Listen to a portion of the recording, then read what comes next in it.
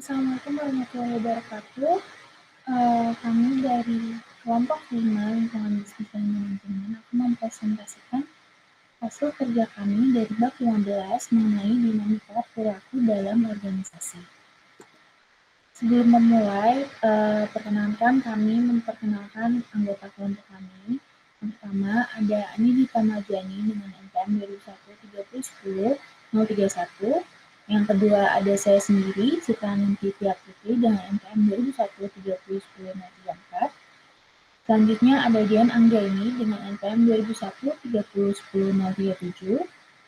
Sita Maharani Yanto dengan NPM 2001 3010 Siti Rahayu 2001 3010 Dwi Indra Agustino dengan NPM 2001 3010 Diajeng Salsabila Kausar dengan NPM 2001 3010 dan yang terakhir ada Andrea Safina Wibowo dengan NPM 2001 3010 Yang pertama ada perilaku organisasi dan sikap. Perilaku organisasi ada perilaku organisasi atau organizational behavior merupakan bidang interdisipliner yang didedikasikan untuk pembelajaran sikap, perilaku, dan kinerja manusia dalam sebuah organisasi. Perilaku organisasi ini mengambil konsep dari banyak disiplin ilmu, di antaranya ilmu psikologi, sosiologi, antropologi budaya, teknik industri, ekonomi, etika, serta konseling kejuruan dan manajemen. Kemudian ada kewargaan organisasi atau organizational citizenship, merupakan kecenderungan setiap orang untuk saling membantu dan mengarahkan upaya lebih daripada yang diharuskan, cenderung untuk berkontribusi pada kesuksesan organisasi. Untuk selanjutnya akan dilanjutkan oleh rekan saya. Terima kasih. Selanjutnya ada sikap. Sikap atau attitude adalah evaluasi, baik positif atau negatif, yang memberi kecenderungan pada seseorang untuk bertindak dengan cara tertentu.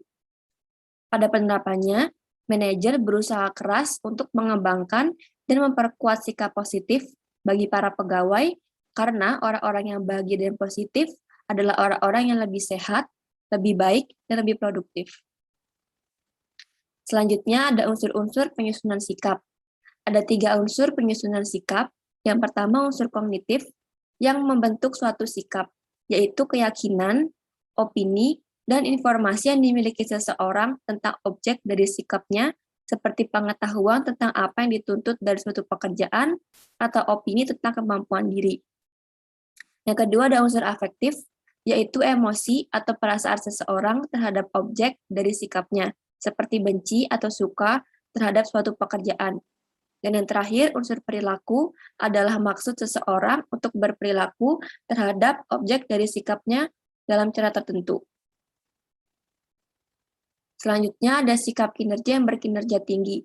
Kepuasan kerja, sikap positif terhadap pekerjaan disebut kepuasan kerja job satisfaction. Secara umum, orang-orang mengalami sikap ini ketika pekerjaan mereka sesuai dengan kebutuhan dan kepentingan mereka.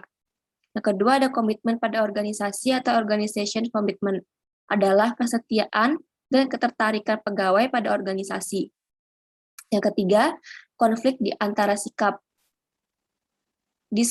Disonansi kognitif atau kenyamanan terhadap psikologi akibat sikap, pemikiran, dan perilaku yang bertentangan, sehingga memberi motivasi untuk mengambil langkah demi mengurangi ketidaknyamanan tersebut. Selanjutnya ada persepsi. Pengertian persepsi. Persepsi adalah proses kognitif yang digunakan seseorang untuk memahami lingkungan dengan menyeleksi, mengatur, dan menafsirkan informasi dari lingkungannya. Pengatributan, proses perseptual di mana penilaian tentang hal yang menyebabkan perilaku seseorang atau sesuatu tentang orang atau situasi yang ada.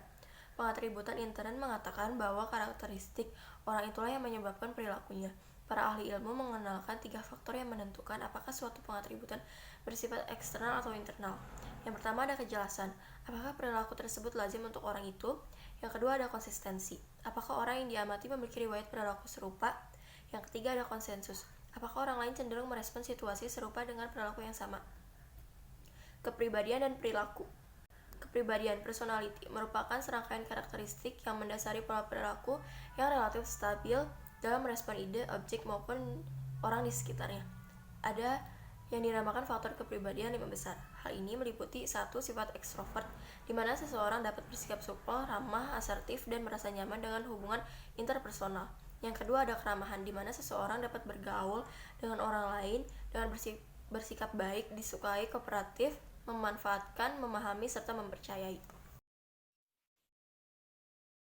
Ya, kehati-hatian di mana seseorang dapat fokus terhadap sejumlah tujuan sehingga berperilaku secara bertanggung jawab, dapat diandalkan, gigih, dan berorientasi prestasi.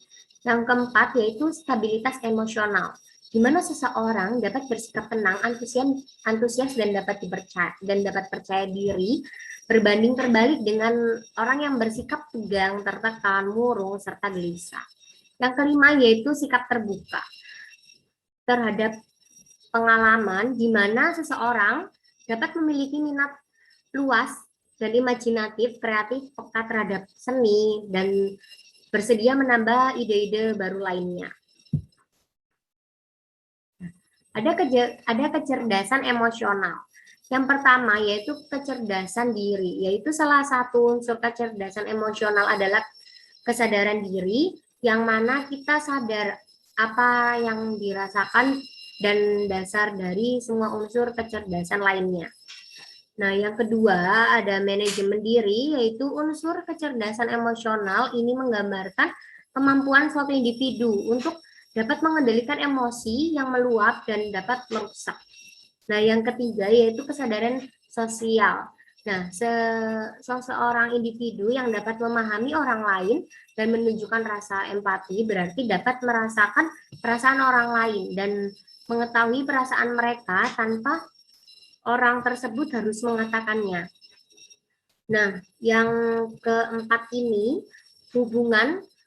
manajemen hubungan merupakan kemampuan menjalin hubungan dengan orang lain, membina hubungan yang lebih positif, merespon emosi orang lain, dan memengaruhi orang lain. Menjabatani kerenggangan kepribadian. Berikut ini beberapa performan yang akan dihadapi sang manajer. Yang pertama yaitu ada si pejinak singa, yaitu merupakan orang-orang yang sangat independen dan senang memegang kontrol. Pejina singa ini ingin sekali mendapatkan pengakuan, memberi pujian atas pencapaiannya. Nah, yang kedua ada badut, yaitu seseorang yang suka terlalu bermain-main serta mengganggu pekerjaan orang lain. Nah, yang ketiga ini ada performance sampingan, yaitu diantaranya ada pelempar pisau, pemakan api, dan penelan pedang. Mereka mempunyai daftar ini dimaksud untuk humor. Nah, manajer dapat belajar untuk bekerja secara lebih efektif dengan jenis kepribadian yang berbeda. Untuk mengikuti beberapa tips sederhana, yaitu yang pertama ada memahami kepribadian Anda sendiri dan bagaimana Anda bereaksi pada orang lain. Nah, yang kedua yaitu ada perilakukan setiap orang dengan rasa hormat. Nah, yang ketiga itu ada ketika memimpin sebuah tim atau kelompok, pastikan bahwa seseorang memiliki kesempatan yang setara dalam berapresiasi.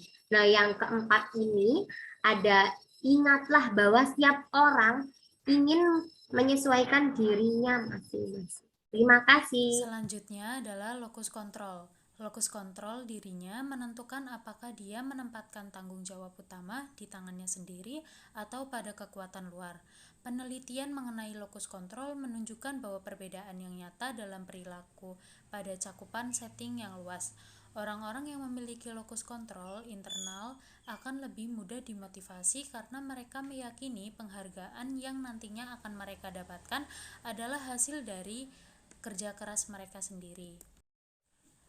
Berikut ini ada 4 gaya pemecahan masalah. Yang pertama, gaya pribadinya yaitu penginderaan pikiran. Tindakan kecenderungannya yaitu menekankan detail, fakta, dan kepastian. Yang kedua, pemikir yang tegas dan berpengaruh. Yang ketiga, berfokus pada tujuan jangka pendek yang realistis. Yang keempat, mengembangkan aturan untuk menilai kinerja. Sedangkan pekerjaan yang cocok yaitu akuntansi, produksi, pemrograman komputer, penelitian dasar, dan teknis. Yang kedua yaitu intuisi pikiran. Tindakan kecenderungannya yaitu memilih berurusan dengan permasalahan teoritis dan teknis. Yang kedua, pemikir yang positif, progresif, dan perspektif. Yang ketiga, berfokus pada kemungkinan dengan menggunakan analisis pribadi. Yang keempat, dasar memikirkan sejumlah pilihan dan permasalahan secara serempak. Pekerjaan yang cocok yaitu desain sistem, analisis sistem, hukum, manajemen menengahi puncak. Yang keempat, bisnis, pengajaran ekonomi. Selanjutnya, gaya pribadi, penginderaan perasaan. Tindakan kecenderungannya yaitu menunjukkan perhatian pada permasalahan kehidupan umat manusia saat ini. Yang kedua, bersifat pragmatis, analitis, metodis, dan teliti. Yang keempat, yang ketiga, berfokus pada menyusun organisasi untuk kepentingan orang banyak. Pekerjaan yang cocok yaitu supervisor, konseling, negosiasi, penjualan, dan wawancara. Kemudian yang keempat, gaya pribadi, intuisi perasaan. Tindakan kecenderungannya yaitu menghindari hal-hal yang spesifik, bersifat karismatik, partisipatif, berorientasi pada banyak orang, dan senang menolong. Yang ketiga, berfokus pada pandangan umum, tema yang luas, dan perasaan.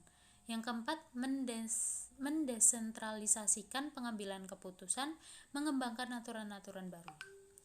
Pekerjaan yang cocok yaitu humas, pengiklanan, sumber daya manusia. Kepatutan orang, pekerjaan. Tanggung jawab yang penting bagi manajer adalah mencoba menyesuaikan pegawai dan karakteristik pekerjaan, sehingga pekerjaan dilakukan oleh orang yang memang pas untuk mengerjakannya. Kesesuaian kemampuan dan kepribadian seseorang dengan sebuah pekerjaan disebut dengan kepatutan orang pekerjaan atau person job fit. Yang selanjutnya ada pembelajaran. Pembelajaran atau learning adalah perubahan yang terjadi dalam perilaku atau kinerja yang terjadi sebagai hasil dari pengalaman. Manajer-manajer yang sukses memerlukan pengetahuan dan keterampilan serta kemampuan khusus untuk beradaptasi terhadap perubahan di dunia sekitar mereka. Seseorang manajer haruslah tetap belajar. Selanjutnya ada proses pembelajaran. Satu model dari proses pembelajaran digambarkan sebagai siklus yang terjadi atas 4 langkah. Yang pertama yaitu seorang berhadapan dengan pengalaman nyata. Peristiwa ini diikuti oleh pemikiran dan pengamatan reflektif yang menghasilkan konseptual abstrak dan pada akhirnya pada eksperimentasi aktif. Hasil dari eksperimentasi ini menghasilkan pengalaman baru dan siklus ini pun berulang. Selanjutnya adalah gaya belajar. Individu mengembangkan gaya belajarnya sendiri yang beragam, dalam artian seberapa besar penekanan mereka dalam tiap siklus pembelajaran. Perbedaan ini terjadi karena proses pembelajaran diarahkan oleh kebutuhan dan tujuan pribadi. Sebagian orang memiliki kecenderungan untuk memberikan penekanan terlalu dalam pada satu tahap pembelajaran tertentu atau menghindari beberapa aspek pembelajaran. Para peneliti telah menentukan 4 gaya pembelajaran mendasar, yaitu yang pertama ada diverger. Kemampuan belajar yang dominan adalah memiliki pengalaman nyata dan pengamatan reflektif. Yang kedua adalah asimilator. Gaya pembelajaran asimilator dominan pada konseptualisasi abstrak dan pengamatan reflektif. Yang ketiga ada converger. Kemampuan belajar yang dominan pada gaya pembelajaran ini adalah konseptualisasi abstrak dan eksperimentasi aktif. Dan yang terakhir ada akomodator. Akomodator memiliki kemampuan belajar yang dominan pada pengalaman nyata dan eksperimentasi aktif. Berikut ini adalah rangkuman dari 4 gaya pembelajaran yang sudah saya jelaskan pada slide sebelumnya, yaitu yang pertama ada diverger, yang kedua ada asimilator, yang ketiga ada converger, dan yang terakhir ada akomodator. Selanjutnya, saya akan menjelaskan materi stres dan manajemen stres. Stres sendiri adalah respon psikologis dan emosional dari seorang individu terhadap pemicu eksternal yang memberikan tuntutan fisik ataupun psikologis yang menciptakan ketidakpastian serta kurangnya kontrol diri terhadap hasil yang penting yang dipertaruhkan. Adapun penelitian yang menyatakan bahwa seseorang yang mempunyai penyakit jantung memiliki dua perilaku tipe, yaitu tipe A dan tipe B. Nah, yang perilaku tipe A ini terdiri atas daya bersaing yang ekstrim, tidak sabaran, agresif, dan kesetiaan pada pekerjaan. Sedangkan tipe B menunjukkan perilaku di tipe A tetapi dengan kadar yang sangat rendah. Oleh karenanya, orang tipe B cenderung tidak mengalami konflik dengan orang lain dan memiliki gaya hidup yang rileks dan seimbang. Selanjutnya ada penyebab stres kerja, yaitu yang pertama ada tuntutan pekerjaan, yaitu faktor pembuat stres yang berasal dari tugas yang harus dikerjakan oleh seseorang yang memegang pekerjaan tertentu. Nah, seperti dikejar deadline ataupun pekerjaan yang sudah menumpuk karena sering menunda-nunda pekerjaan. Nah, yang kedua ada tuntutan interpersonal, yaitu faktor penyebab stres yang berhubungan dengan hubungan-hubungan di organisasi di lingkungan pekerjaan maupun di luar pekerjaan. Nah, adapun respon inovatif terhadap manajemen stres. Berikut ini adalah beberapa faktor pendekatan proaktif yang dilakukan manajer untuk melawan tingkat stres yang makin tinggi di tempat kerja. Yaitu yang pertama ada program kesehatan, yaitu dengan memberikan akses pada konsultasi gizi dan fasilitas olahraga. Dan yang kedua ada program pelatihan dan konferensi yang dapat membantu orang-orang mengidentifikasikan stres dan mengajari mereka bagaimana mekanisme dalam menghadapi stres. Dan hal tersebut juga dapat melatih manajer untuk mengenali sinyal peringatan adalah hal yang penting. Sekian presentasi dari kelompok kami. Mohon maaf apabila ada salah kata dan perilaku. Wassalamualaikum warahmatullahi wabarakatuh.